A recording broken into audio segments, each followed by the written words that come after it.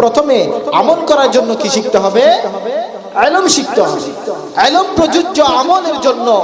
ইলম ছাড়া আমল করা সম্ভব না। আমল যদি করতে হয় প্রথমে ইলম অর্জন করতে হবে। আল্লাহর কাছে সবচাইতে ওই আমল বেশি পছন্দনীয় যেই ব্যক্তি নাকি ইলম মোতাবেক আমল করে, বলেন সুবহানাল্লাহ।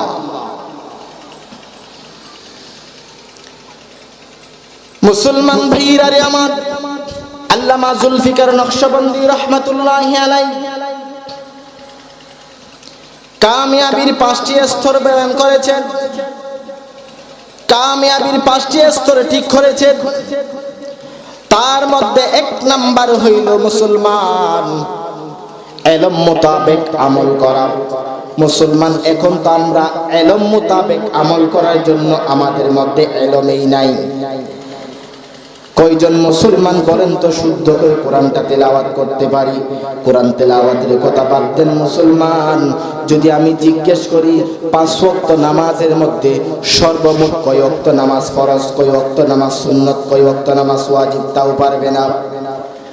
যদি শুদ্ধ করে সূরা ফাতিহাটা বলতে বলি তাও বলতে পারবে না।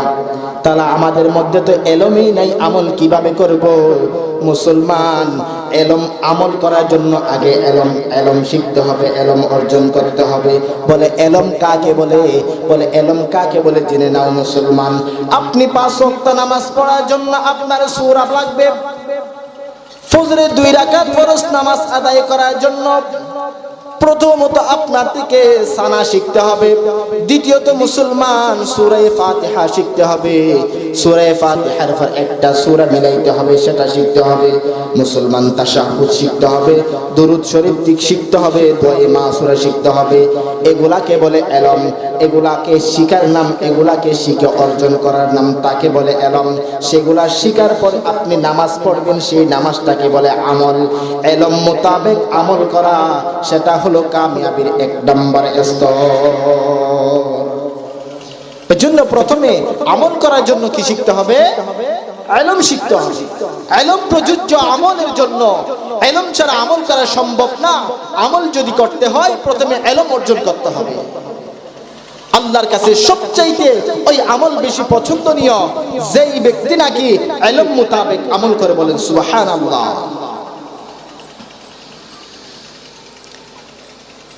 মুসলমান ভাইরা রে আমার, আল্লামা জুলফিকার নকশবন্দি রাহমাতুল্লাহি আলাইহি কামিয়াবির 5টি স্তর বয়ান করেছেন। তার মধ্যে 1 নাম্বার হলো ইলম মোতাবেক আমল করা। 2 নাম্বার হলো মুসলমান নিয়ামতের শুকর আদায় করা। আমার আল্লাহ পাক রব্বুল আলামিন একটু চিন্তা করে দেখেন তো, যখন নাকি আমরা মার্কেটের মধ্যে যাই, যখন নাকি আমরা কোথাও ঘুরতে যাই, রাস্তার মধ্যে বাহির হয়, এমন কিছু বান্দা দেখা যায় যার মধ্যে হাত নাই একটা, আবার এমন কিছু বান্দা দেখা যায় যার একটা পাও নাই, এমন কিছু বান্দা দেখা যায় যার চোখ দিয়ে দেখতে পায় না, এমন কিছু বান্দা দেখা যায় তার দু পাটাও নাই, এমন কিছু বান্দা দেখা যায় তার 2 চোখ দিয়ে দেখতে পায় না। কিন্তু আল্লাহ পাক রব্বুল আলামিন আমাদেরকে স্বয়ং সম্পূর্ণ বানাইয়া দুনিয়ার মধ্যে পাঠাইছেন। তার জন্য আপনি কয়বার শুকরিয়া আদায় করছেন বলেন তো? কয়বার শুকর আদায় করছেন? প্রতিনিয়ত আল্লাহর শুকর আদায় করা দরকার।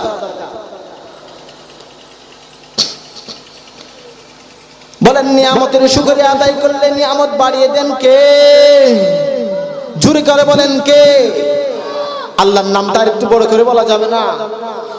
মানুষ মনে করবে মনে হয় খালি মানুষ নিয়ে ওয়াজ করতেছে। আওয়াজ বড় করতে হবে। বলেন নিয়ামতের শুকর আদায় করলে নিয়ামত বাড়িয়ে দিবেন কে? আরো জোরে বলেন কে? নিয়ামতের শুকর আদায় করলে নিয়ামত বাড়িয়ে দিবেন আল্লাহ।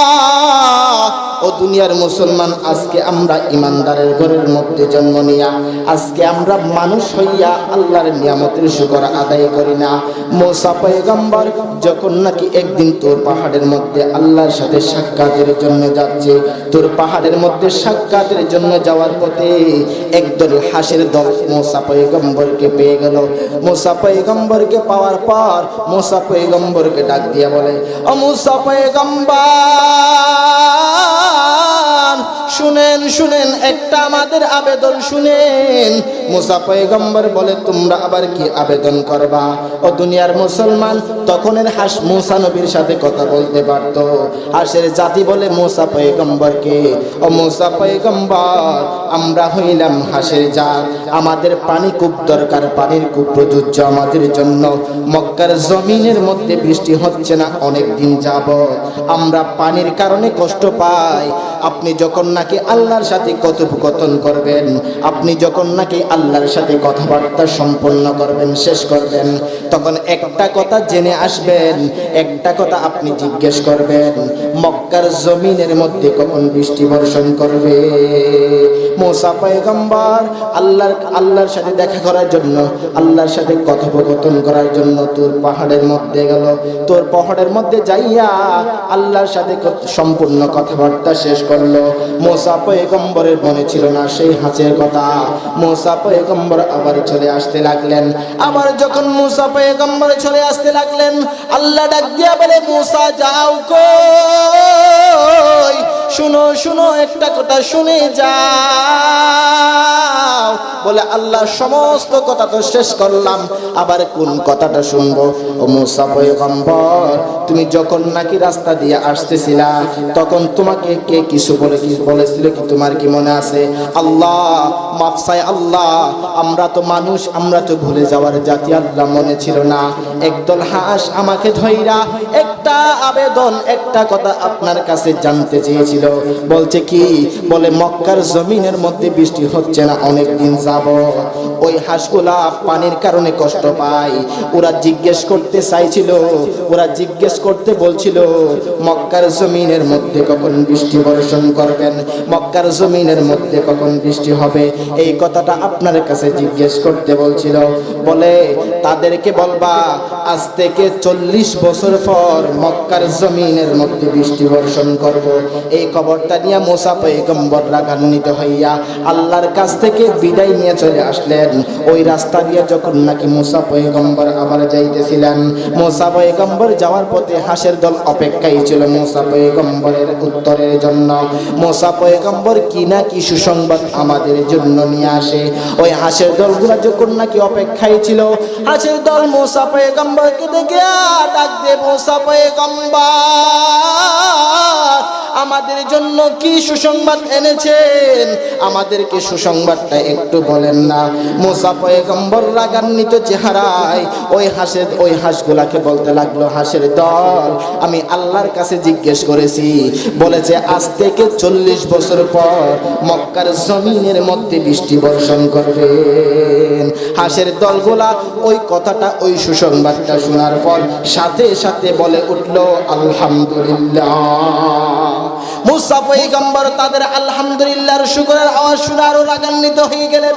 বলে, কেন 40 বছর পর এখানে বৃষ্টি বর্ষণ করবেন, তোমরা কেন শুকরিয়া আদায় করলা? ওই হাঁসের দলগুলা মুসা পয়গম্বরকে ডাক দিয়া বলে, পয়গম্বর, 40 বছর পর হলেও তো বৃষ্টি বর্ষণ করবেন আল্লাহ ছাড়া তো কেউ বৃষ্টি বর্ষণ করতে পারবেন না। তারপরেও তো আমার আল্লাহ পাক রব্বুল আলামিন 40 বছর পরে হলেও বৃষ্টি বর্ষণ করবেন। আল্লাহ যদি 40 বছর পরেও বৃষ্টি বর্ষণ না করে, আমরা কি পানি কোথায় পাবো, বৃষ্টি কোথায় পাবো বলেন না? তার জন্য আমরা আলহামদুলিল্লাহ বলে শুকর আদায় করলাম। সাথে সাথে ওই হাঁসের দলগুলা আলহামদুলিল্লাহ বলে শুকরিয়া আদায় করতে দেরি, তাদের উপরে একটা মেঘ চলে আসলো। মেঘ চলে আইসা হঠাৎ মধ্যে বৃষ্টি বর্ষণ হওয়া শুরু করছে। বলেন সুবহানাল্লাহ। মুসা পয়গম্বর আরো রাগান্বিত হয়ে গেলেন, আল্লাহর কাছ থেকে এখনই সুসংবাদ নিয়ে আসছেন। আল্লাহ বলছিলেন 40 বছর পর বৃষ্টি বর্ষণ করবেন, এখনই মাত্র 40 মিনিট হইল না। 40 মিনিট না হওয়াতেই আমার আল্লাহ পাক রব্বুল আলামিন কেন হঠাৎ মধ্যে বৃষ্টি বর্ষণ করলো? আল্লাহর পয়গম্বর মুসা পয়গম্বর রাগান্বিত অবস্থায় আল্লাহর কাছে আবার চলে গেলেন। আল্লাহর কাছে গিয়ে বলেন, আল্লাহ, আপনি এটা কি করলেন? আপনি আমাকে এখনই বলছিলেন 40 বছর পর মক্কার জমিনের মধ্যে আপনি বৃষ্টি বর্ষণ করবেন, কেন 40 মিনিট না যাইতে আপনি বৃষ্টি দিয়ে দিলেন? আমার আল্লাহ পয়গম্বরকে বলেন, ও পয়গম্বর, আমি যে 40 বছর পর বৃষ্টি বর্ষণ করব বলছিলাম, সেই কথা শুনে তুমি পয়গম্বরের চেহারা রাগান্বিত হয়ে গিয়েছিল। কিন্তু ওই হাঁসের দলগুলা 40 বছর পরের বৃষ্টির খবর পাইয়াও সাথে সাথে আমি আল্লাহ পাক রব্বুল আলামিনের শুকর আদায় কইরা আলহামদুলিল্লাহ বলে যখন নাকি ডাক মারছে, আমি আল্লাহর জুস মেরে গেছে। আমি আল্লাহ হঠাৎ আর তাকতে পারি নাই, আমি হঠাৎ মধ্যে তাদের উপর মেঘ নিয়া সাথে সাথে আমি বৃষ্টি বর্ষণ করা শুরু করে দিলাম। বলেন সুবহানাল্লাহ। 40 বছর পর বৃষ্টি দিবে বলেছিলেন কে? কিন্তু সেই 40 বছর পরের বৃষ্টি 40 মিনিটের মধ্যে দিয়ে দিলেন। একমাত্র ওই যে হাঁসের দলগুলো আলহামদুলিল্লাহ বলার কারণে আল্লাহ পাক রব্বুল আলামিন 40 বছর পরের বৃষ্টি 40 মিনিটের মধ্যে দিয়ে দিলেন। বলেন সুবহানাল্লাহ। এখন আমাদের শুকর আছে? আমরা শুকর আদায় করি? চিন্তা করেন তো, কত হাজার হাজার চাউল খাই ফেলছেন, হিসাব করতে পারবেন? একটা চাউল কিভাবে আল্লাহ তৈরি করে? মাঝে মধ্যে একটু চিন্তা করে দেখবেন, কি আজীব আল্লাহ, আল্লাহর কি কুদরত।